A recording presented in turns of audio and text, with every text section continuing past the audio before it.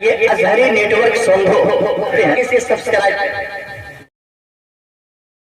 میں عشق شہی رخ کا داغ لے کے چلے، لہد میں عشق شہی رخ کا داغ لے کے چلے، اندھیری رات سنی تھی چراغ لے کے چلے، لہد میں عشق شہی رخ کا داغ لے کے چلے، اندھیری رات سنی تھی چراغ لے کے چلے، اور یا رسول اللہ تیرے غلاموں کا نقش قدم ہے راہ خدا، یا رسول اللہ تیرے غلاموں کا نقش قدم ہے راہ خدا، وہ کیا بہک سکے جو یہ سراغ لے کے چلے، وہ کیا بہک سکے جو یہ سراغ لے کے چلے، کون کون کہتا ہے کہ مومن مر گیا، کون کہتا ہے کہ مومن مر گیا، ارے قید سے چھوٹا وہ اپنے گھر گیا، امام عشق محبت فرماتے ہیں یا رسول اللہ عرش حق ہے مسند رفعت رسول اللہ کی، عرش حق ہے مسند رفعت رسول اللہ کی، اور دیکھنی ہے حشر میں عزت رسول اللہ کی، اور قبر میں لہرائیں گے تا حشر چشم نور کے، جلوہ فرما ہوگی جب طلعت رسول اللہ کی، اور کیسے کہہ دوں کہ قبر میں اندھیرا ہوگا، کیسے کہہ دوں کہ قبر میں اندھیرا ہوگا، سامنے آقا جو ہوں گے تو سویرا ہوگا، بزم آخر نور اول کا جلوہ، وہ جو جان مسیحا ہے، وہ جو معدوار و عقیہ ہے، وہ جو تصریح حجت و بالغہ ہے، تقریر قصص انبیاء ہے، تحریر معرف اصفیہ ہے، وقائع حکام احیائیہ ہے، وفق انوار شمسیہ ہے، وہ جو روز وغار میں تمام جہاں کی دوریاں پڑتی ہے، میں لوگوں میں سے بولوں محمد کون ہے تو ہر کا جواب ہوگا، محمد ہر فقیر نوا کی پناہگاہ ہے، 18,000 عالم کا خلاصہ ہے، ان کے کمالات کا، ان کے اختیارات کا، ان کے معجزات کا، ان کے تصرفات کا دنیا نہ مثال دی تھی اور نہ دیتی ہے، نہ صبح قیامت تک دیکھی، آپ بنظر عمیق دیکھیں تو سارا دنیا اور معفورہ کا ہر ذرہ انہی کا معجزہ ہے، آپ دیکھیں حضرت آدم علیہ السلام کی آدمیت، محمد کی آدمیت کا ایک ادنا سا نقطہ تھا، حضرت شیش علیہ السلام کی سیادت، محمد کی سیادت کا ایک ادنا سا رکن تھا، حضرت نوح علیہ السلام کی کشتی نجات محمد کا ایک قطرہ تھا، حضرت داؤد علیہ السلام کی مقالات محمد کی نام کا ایک مصرع تھا، حضرت یوسف علیہ السلام کا حسن جمال محمد کی جھلک کی ایک کرشمہ تھا، حضرت موسیٰ علیہ السلام کی وکالات محمد کی نعت کا ایک مصرع تھا، حضرت ہارون کی وزارت محمد کی وزارت کا ایک ادنا سا رکن تھا، اور آگے بڑھیے حضرت سلیمان علیہ السلام کی سلطنت محمد کی سلطنت کا ایک جھلک تھا، اور آگے بڑھیے حضرت عیسیٰ علیہ السلام کی حضرت محمد کے دفاتر کا ایک سطر تھا، اور آگے بڑھیے حضرت لقمان کی حکمت محمد کے دفاتر کی سرکت تھی، حضرت عیسیٰ علیہ السلام کی محمد کی رفعت کی منزل کا ایک ادنا سا پایا تھا، اس لیے تو سرکار اعلیٰ حضرت فرماتے ہیں رفعت و ذکر ہے تیرا، حصہ دونوں عالم میں ہے تیرا چرچا، مرغ فردوس بس عظمت حسنا کرتے ہیں، تو ہے خورشید رسالت پیارے، چھپ گئے تیری ضیا میں پیارے، انبیاء اور ہے سب مختارے،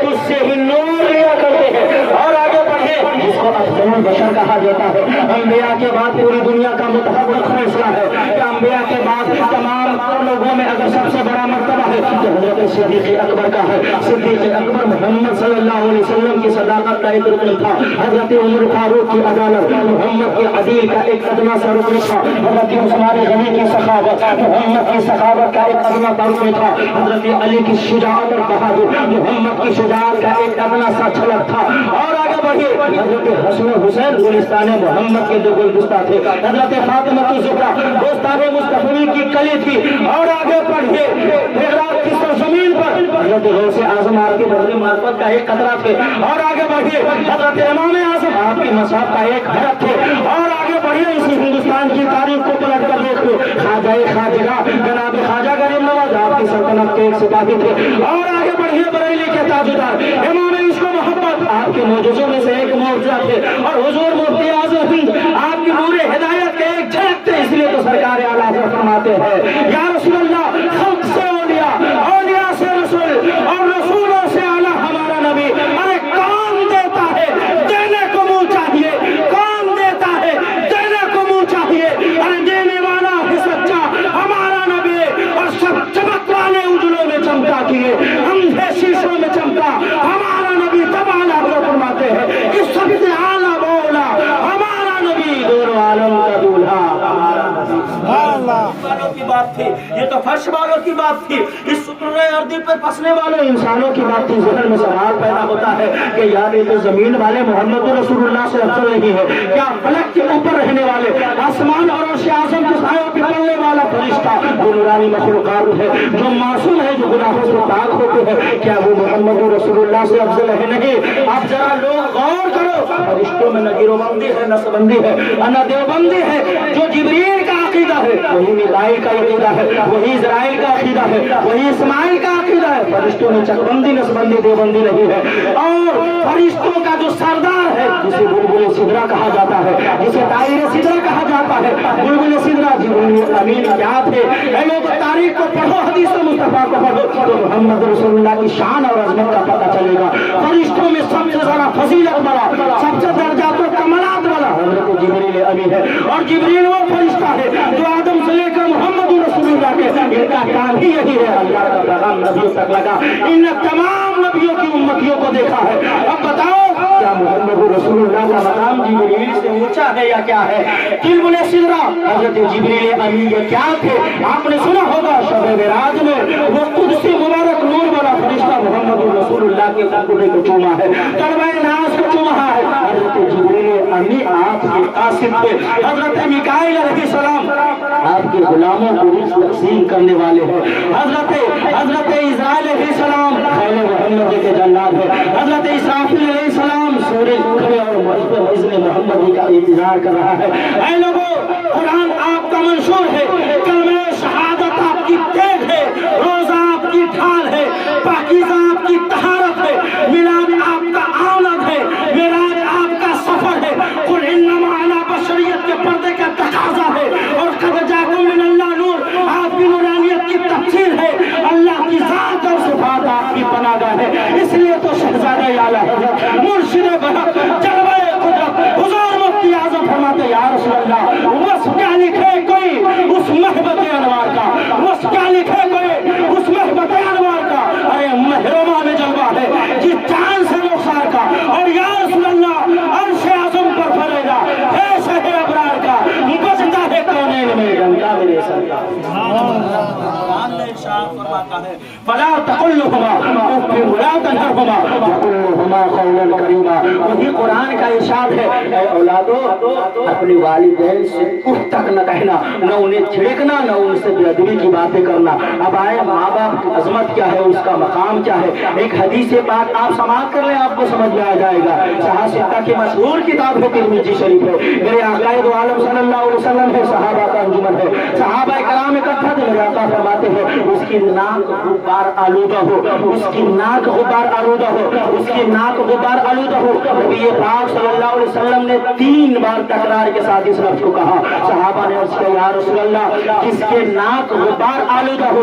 ये सही मुस्लिम की हदीस है, पाक मेरे आका फरमाते हैं उसकी नाक गुब्बार आलूदा हो। सहाबा ने अर्ज़ किया या रसूल अल्लाह किसकी नाक गुब्बार आलूदा हो? मेरे आका फरमाते हैं कि उस नौजवान का, उस शख्स की नाक गुब्बार आलूदा हो जिसने बुढ़ापे के आलम में अपने माँ बाप को पाया, या माँ को पाया या बाप को पाया, जिसने बुढ़ापे के आलम अपने माँ बाप को पाया और उसे राजी कर कर जन्नत को हासिल न कर सका, नबी फरमाते हैं उसकी नाक गुब्बार आलूदा हो। अब आए जरा समझे माँ का मकाम क्या है। सहाबी रसूल है, नबी पाक सल्लल्लाहु अलैहि वसल्लम है, रोज़ हश्र के कौन मकाम, सदर दीवान हश्र कौन मकाम नबी पाक सल्लल्लाहु अलैहि वसल्लम है। एक जंग का वाक़या है, एक सहाबी रसूल है जिनके अंदर जंग का जज्बात, जिहाद की तमन्ना मौजे मार रही थी। वो ख्वाहिशात जिहाद उस सहाबी के ऊपर इतना चढ़ा हुआ था कि वो नबी पाक सल्लल्लाहु अलैहि वसल्लम की मुक़द्दस बारगाह में हाजिर होते हैं और अर्ज़ करते हैं या रसूल अल्लाह लड़ाई जंग जोरों पर है, या रसूल अल्लाह मैं आपकी बारगाह में इसलिए हाजिर हुआ हूँ, आपसे इजाजत लेने के लिए आया हूँ। या रसूल अल्लाह मैं आपसे इजाजत लेने आया हूँ, तो आप मुझे इजाजत दे दीजिए।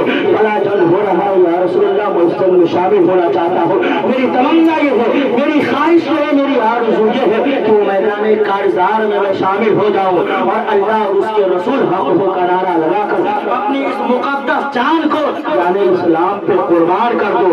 یا رسول اللہ میں شہید بن جاؤں, مجھے شہادت کا منصب حاصل ہو جائے. ذرا غور کریں, نبی پاک صلی اللہ علیہ وسلم ہے صحابی کے جذبے کو دیکھتے ہیں, آقا نعمت صلی اللہ علیہ وسلم صحابی کی عظمت کو دیکھتے ہیں, ان کے جذبے کو دیکھتے ہیں, اور آقا کا جواب سنو کہ ایک طرف جہاد ہے, ایک طرف جنگ کی تمنا ہے, ایک طرف جنگ کی آرزو ہے, ایک طرف جسم کو کٹوانے کی خواہش ہے, اپنے جسموں پر نیزے پھاڑے, اپنے سر کو تن سے جدا کرنے کی آرزو ہے, منتیں ہے. نبی رحمت کی بارگاہ میں وہ صحابہ جذبہ شہادت کا شوق لے کر آتے تھے. میرے آقا فرماتے ہیں اے صحابی سنو سنو, تمہارا جذبہ قابل مبارکباد ہے, تم اپنی جان کو جان اسلام پہ قربان کرنا چاہتے ہو, یہ قابل مبارکباد ہے. میرے آقا کا سوال سنو اور اس مقدس صحابی کا جواب سنو.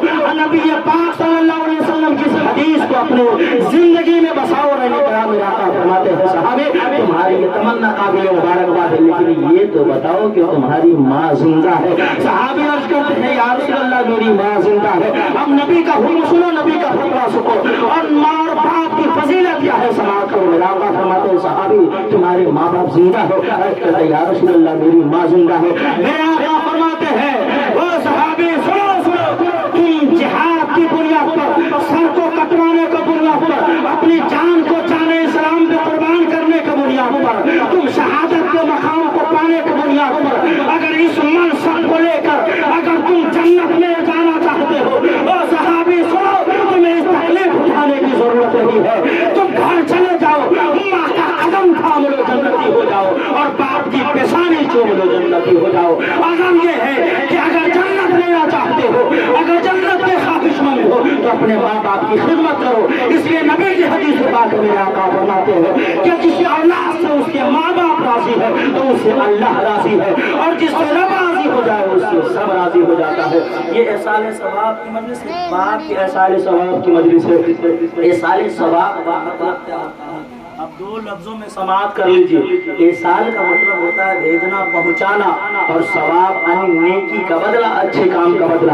اب کچھ لوگ ہیں جو اس کا بھی انکار کرتے ہیں. اب ذرا غور کریں, کچھ لوگوں کا احسان ثواب نہیں بھی پہنچتا ہے, یہ بھی حدیث سے ثابت ہے, اور کچھ لوگوں کا پہنچتا ہے, یہ بھی حدیث سے ثابت ہے. حدیث پاک کو پڑھیے, اصل ہم قرآن خوانی کرتے ہیں, صدقہ خیرات کرتے ہیں, اس کی اصل کیا, اس کی اسپرٹ کیا ہے, اس کی روح ہے احسان ثواب. اور یہ بے شک حق ہے, نبی کے زمانے میں بھی ہوا ہے. بخاری کی حدیث پاک ہے, یہ متفق علیہ حدیث ہے. نبی پاک صلی اللہ علیہ وسلم ہے, ایک صحابی رسول ہے جن کا نام حضرت سعد ہے. ان کی امی کا انتقال ہو گیا, ان کی والدہ محترمہ کا انتقال ہو گیا. نبی پاک صلی اللہ علیہ وسلم کی مقدس بارگاہ میں حاضر ہوتے ہیں, اور یہ حدیث بخاری کی حدیث پاک آپ ذرا غور کریں گے کہ نبی پاک صلی اللہ علیہ وسلم کے مقدس دور میں نبی کے حیات طیبہ میں احسان ثواب کا رواج تھا کہ نہیں, احسان ثواب موجود تھی کہ نہیں. آپ حدیث کو پڑھیے, بخاری کی حدیث کے بعد حضرت سعد کی والدہ کا انتقال ہو جاتا ہے. حضرت سعد رضی اللہ تعالیٰ عنہ ہے, یہ نبی پاک صلی اللہ علیہ وسلم کی مقدس بارگاہ میں حاضر ہوتے ہیں اور عرض کرتے ہیں یا رسول اللہ میری والدہ فوت ہو گئی ہے, یا رسول اللہ میری ماں کا انتقال ہو گیا ہے, ای صدقۃ افضل. حضرت سعد کہتے ہیں یا رسول اللہ میں اپنی آپ کی بارگاہ میں ایک مسئلہ پوچھنے آیا ہوں, آپ کی بارگاہ میں ایک فتویٰ پوچھنے آیا ہوں. یا رسول اللہ میری والدہ کا انتقال ہو گیا, ای صدقۃ افضل. یا رسول اللہ کون سا صدقہ افضل ہے, کون سا صدقہ بہتر ہے جس کا بینیفٹ, جس کا فائدہ میری والدہ کو پہنچے. میرے آقا فرماتے ہیں الماء. نبی پاک صلی اللہ علیہ وسلم نے فرمایا ایسا تم اپنی ماں کے لیے صدقہ کرنا چاہتے ہو تو ابھی اس حالات موجودہ میں پانی بہترین سب سے بڑا صدقہ ہے. نبی نے یہ حکم کیوں کہا, اس لیے کہ اس وقت جب حضرت سعد آئے تھے تو پانی کی بڑی قلت تھی, بڑے مشکلات سے ملا کرتے تھے. نبی پاک صلی اللہ علیہ وسلم نے ارشاد فرمایا الماء. اب بخاری کی حدیث پاک ہے غفر النبی وقال لهذه ام سعد. اب حدیث پاک کو پڑھیے, صحابی رسول حضرت سعد ہے, نبی پاک صلی اللہ علیہ وسلم سے مسئلہ پوچھنے کے بعد, فتویٰ پوچھنے کے بعد صحابی رسول حضرت سعد رضی اللہ تعالیٰ عنہ جاتے ہیں. غفر الماء, کنواں کھودا گیا, اور کنواں کھودنے کے بعد اس کنویں کا نام ام سعد رکھا گیا. زمانہ بدلتے گئے, ادیات بدلتے گئے, حادثات بدلتے گئے, لیکن مدینہ میں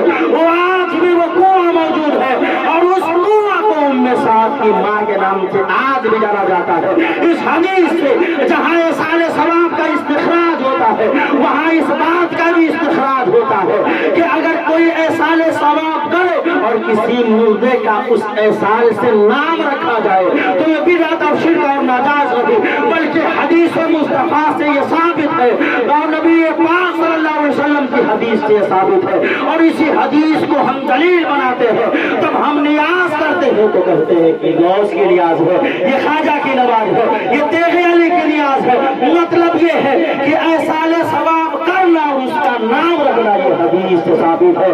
اور آج بھی پیر روم میں ابھی سعد کا وہ کنواں جو حضرت سعد نے اپنی والدہ کے لیے وقف کیا تھا، آج بھی وہ کنواں موجود ہے، اور آج بھی وہ کنواں ام سعد کے ماں کے نام سے جانا جاتا ہے۔ نبی پاک صلی اللہ علیہ وسلم کے دور میں بھی احصال ثواب کا تصور ملتا ہے، اور کچھ لوگ ہیں بھی جس کا احصال ثواب نہیں پہنچتا، یہ بھی حدیث ہے۔ کچھ لوگ جو احصال ثواب کے قائل نہیں، وہ کہتے ہیں کہ پہنچتا نہیں ہے، یہ سنی دل ملا اٹھتا، دل ملانے کی ضرورت نہیں ہے بھائی۔ جو بدعقیدے کہتے ہیں کہ ہمارا احسان ہمارا صدقہ خیرات نہیں پہنچتا تو آپ سمجھ جائیے کہ اس کا نہیں پہنچتا۔ ہم اہل سنت والجماعت ہیں، ہمارا پہنچتا ہے لیکن ان کا نہیں پہنچتا ہے۔